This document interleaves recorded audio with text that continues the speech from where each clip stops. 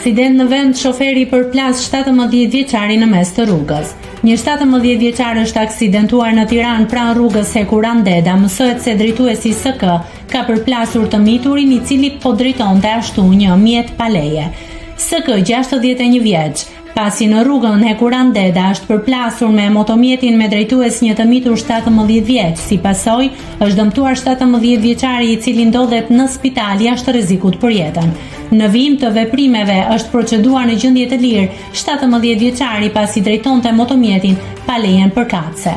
Materialet procedurale ju referuan Prokurorisë së Tiranës për veprime të mëtejshme, njofton policia.